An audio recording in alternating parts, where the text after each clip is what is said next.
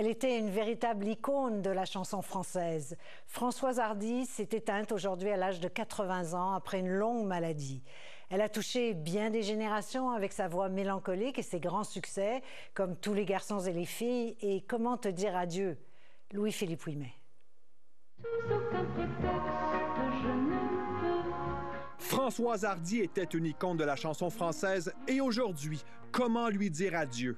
Comment te dire adieu? Elle mérite amplement ce titre d'icône. C'est une des femmes importantes de la chanson française.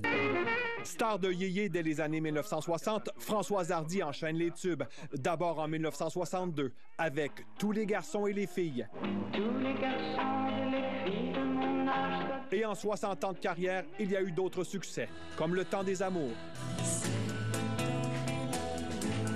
Ou encore Message personnel. Si tu crois un jour que tu m'aimes, n'attends pas un jour, pas une semaine. Françoise Hardy fait partie de ces artistes qui, d'ailleurs, je faisais un parallèle avec Jean-Pierre Ferland, qui a su aussi prendre son vent de là où il venait, sans compromis. Senza chi mi può dare un momento d'amore. Auteure, compositrice, interprète prolifique avec près de 30 albums en carrière, Françoise Hardy a rayonné à l'international. On l'a vu aussi au cinéma et elle était sans aucun doute une égérie de la mode qui a inspiré des générations de femmes.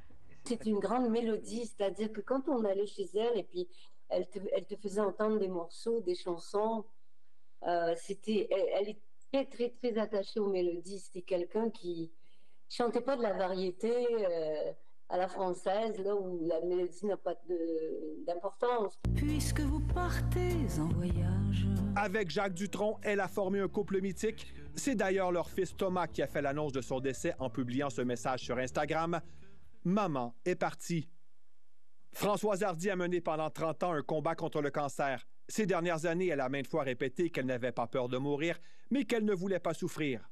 Thomas me disait que c'était très, très difficile de la voir parce que elle n'était pas bien, quoi. Elle était vraiment pas bien. C'est une grande perte pour la chanson française, mais d'autre part, on savait tous combien ces maladies la faisaient souffrir.